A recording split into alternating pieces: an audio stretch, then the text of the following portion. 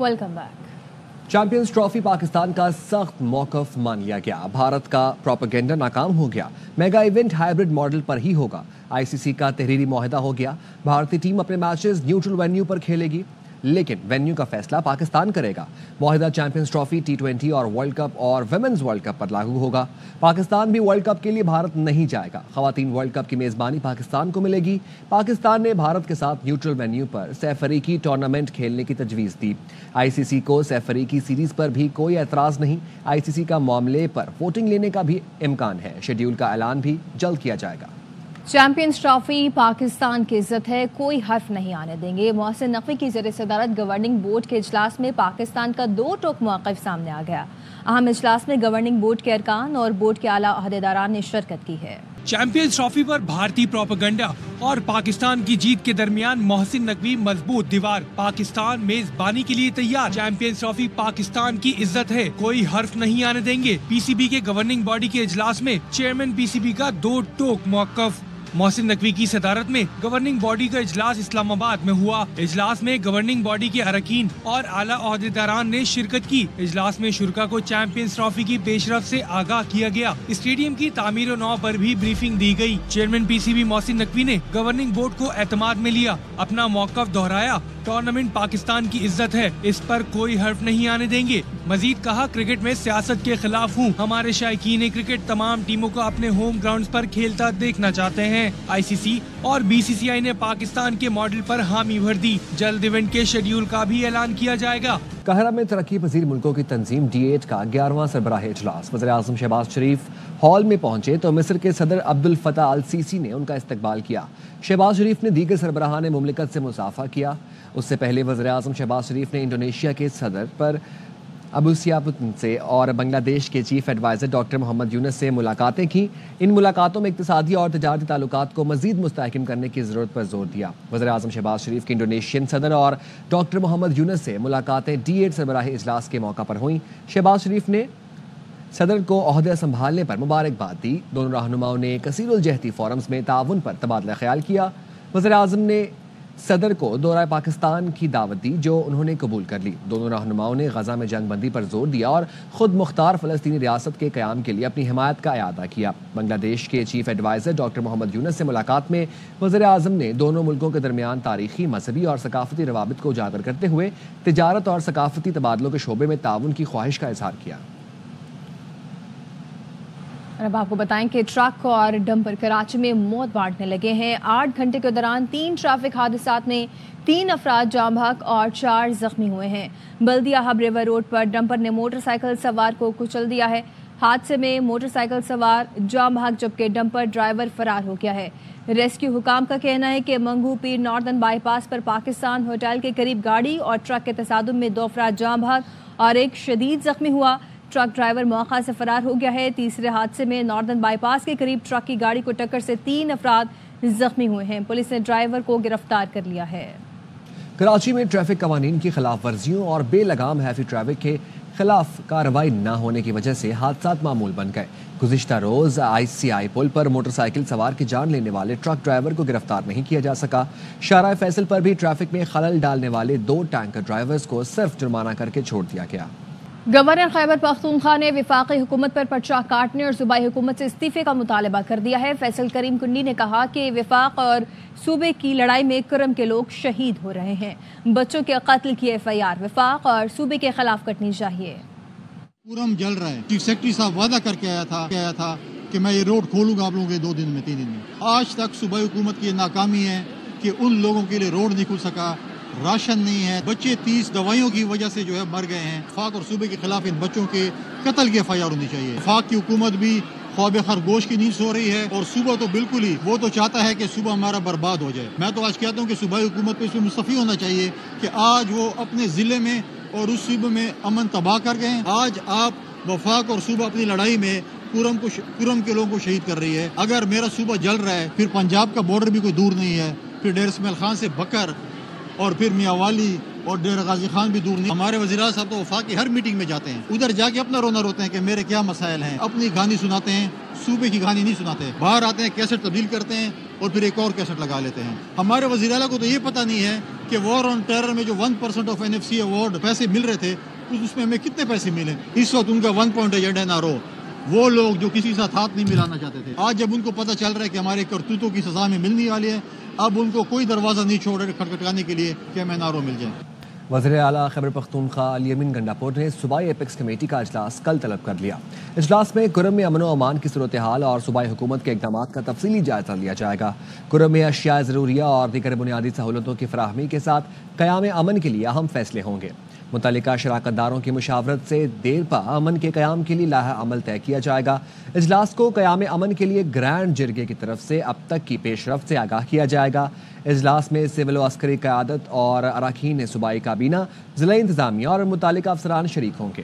اور اب آپ کو خبر دیں گے کہ چیمپئنز ٹرافی ہائیبرڈ ماڈل پر ہوگی. ICC کی جانب سے تصدیق کر دی گئی ہے. چیمپئنز ٹرافی ہائیبرڈ ماڈل پر ہوگی. آپ کو بتاتے چلیں کہ چیمپئنز ٹرافی کے حوالے سے بڑی خبر سامنے آ چکی ہے کہ چیمپئنز ٹرافی ہائیبرڈ ماڈل پر ہوگی. نمائندہ خصوصی شاہد ہاشمی ہمارے ساتھ موجود ہے. شاہد, بتائے گا آخرکار فیصلہ ہو گیا؟ بالکل, ICC بورڈ نے توثیق کر دی کہ چیمپئنز ٹرافی میچز پاکستان اور بھارت کا نیوٹرل وینیو پر ہوگا. چیمپئنز ٹرافی ہائیبرڈ ماڈل پر ہوگی اور 2024 سے 2027 تک تمام میچز نیوٹرل وینیو پر پاکستان اور بھارت کے ہوں گے. تو یہ کنفرمیشن آ گئی, ICC نے تصدیق کر دی, بورڈ میٹنگ میں توثیق کر دی اس فیصلے کی کہ چیمپئنز ٹرافی 2025 کا پاک بھارت میچ نیوٹرل وینیو پر ہوگا. نیوٹرل وینیو کے بارے میں ابھی بتایا نہیں گیا ہے. اچھا شاہد, یہ بتائیے گا کہ 2024 سے 2027 تک تمام جو میچز ہیں وہ نیوٹرل وینیو پہ ہوں گے, یعنی کہ جو پاکستان اگلے میچز کھیلے گا چاہے وہ بھارت کے ساتھ ہوں یا بھارت کے اندر کوئی اگر وینیو ڈیسائیڈ کیا جاتا ہے تو وہ سارے میچز بھی ہائیبرڈ پہ ہوں گے؟ جی ہاں, 2024 سے 2027 تک کا یہ جو جتنا بھی پہلا سائیکل ہے اس کے تحت سارے فیصلے ہائیبرڈ ماڈل پر ہوں گے. سارے میچز پاکستان اور بھارت کے, اس لیے 2026 میں بھی جو پاکستان اور بھارت کا میچ ہوگا چیمپئنز T20 ورلڈ کپ کا, وہ بھی نیوٹرل وینیو پر ہوگا. لیکن ابھی نیوٹرل وینیو کے بارے میں بتایا نہیں گیا. ابھی نیوٹرل وینیو کے بارے میں نہیں بتایا گیا ہے. چیمپئنز ٹرافی ہائیبرڈ ماڈل پر ہوگی. ICC کی جانب سے تصدیق کر دی گئی ہے اور 2024 سے 2027 تک تمام میچز نیوٹرل وینیو پہ ہوں گے. نجیب الحسنین بھی ہمارے ساتھ موجود ہیں, ان سے بھی اس پر تفصیل حاصل کرتے ہیں. نجیب, بتائیے گا چیمپئنز ٹرافی کے تمام میچز اب ہائیبرڈ ماڈل کے تحت ہوں گے؟ جی ہاں بالکل, یہ تو کافی دن سے بات چل رہی ہے کہ ہائیبرڈ ماڈل یا فیوژن فارمولا جو بھی اس کو کہیے, چیمپئنز ٹرافی کے میچز اس فارمولا کے تحت ہوں گے. اور اسی کو دیکھتے ہوئے آگے جو 3 سال کا سائیکل ہے اس میں جب پاکستان کو بھی ICC ایونٹس جو ہندوستان میں ہوسٹ ہو رہے ہیں اس کے لیے جانا ہوگا تو وہ بھی نیوٹرل وینیو پر ہی جا کے کھیلے گا. اور آبویسلی جو 2026 کی بات ہو رہی ہے تو میچ سری لنکا میں ہوں گے. پہلے یہ بات چل رہی تھی کہ پاکستان اور ہندوستان کا میچ کولمبو میں ہوگا, لیکن اب ظاہر ہے ساری چیزیں جب آفیشیلی ہو جائیں گی اناؤنس اور بعد میں پتہ چلے گا اس بارے میں کہ کیا سینیریو ہے. لیکن اب مجھے لگتا ہے کہ آلریڈی بہت لیٹ ہو گئی ہے. ہم بہت ٹائم سے انتظار کر رہے ہیں کہ کیجول سامنے آ جائے, ساری چیزیں فائنل ہو جائے. ICC نے اس میں کافی وقت لگایا ہے. ٹھیک ہے نجیب, آپ کو لگتا ہے کہ پاکستان نے اس پورے معاملے کے اندر اپنا جس طرح سے سٹانس پٹ آؤٹ کیا اور پاکستان نے اپنا پوائنٹ بھی سامنے رکھا کہ اگر اس بار انڈیا ہمارے پاس آ کے نہیں کھیلتا تو ہم بھی انڈیا کے پاس جا کر نہیں کھیلیں گے, پاکستان اپنا سٹانس پٹ آؤٹ کرنے میں کامیاب ہو سکا؟ بالکل, مجھے لگتا ہے کہ بہت حد تک ہو سکا ہے, بیکاز ہمیں یہ دیکھنا ہے کہ اس سے پہلے تو ہماری کوئی بات سنی نہیں جاتی تھی, ہمارا پوائنٹ آف ویو رکھا ہی نہیں جاتا تھا. جو چیز ہمیں ملتی تھی ہم اسی میں خوش ہو جاتے تھے اور کہتے تھے کہ بھائی ہماری جیت ہے, 1 میچ اور مل گیا, 2 میچ اور مل گئے. اس بار جو پاکستان ایک اسٹرانگ اسٹینڈ پہ کھڑا رہا ہے یہ بڑی بات ہے, اور اپنی بات منوانے کی جو پوری کوشش کی ہے وہ ایک زبردست ایفرٹ ہے محسن نقوی کی طرف سے اور پاکستان کرکٹ بورڈ کی طرف سے. آئی تھنک کہ کہیں نہ کہیں تو آپ کو یہ کہنا تھا کہ ہمارے ساتھ جو ہو رہا ہے وہ ناانصافی ہے. ہم مانتے ہیں کہ بھارت جو ہے وہ پورا ICC کو کنٹرول کرتا ہے یا پیسے وہاں سے جنریٹ ہوتے ہیں, فائنینشلی بہت اسٹرانگ ہے. نجیب ہمارے ساتھی رہی گا اس پر مزید بات کرنے کے لیے. خالد محمود سابق چیئرمین PCB, انہوں نے بھی ہمیں جوائن کیا ہے. خالد صاحب بہت شکریہ آپ کا جوائن کرنے کے لیے. بتائیے گا کہ پاکستان نے بڑے اچھی طرح سے اپنا جو سٹانس ہے وہ پٹ آؤٹ کیا اور یہ فیصلہ ہو چکا ہے کہ تمام میچز اب نیوٹرل وینیو پہ ہوں گے. کیسے لگتا ہے آپ کو یہ ڈیسیژن اور پاکستان کی اس میں کتنی بڑی جیت ثابت ہوئی ہے؟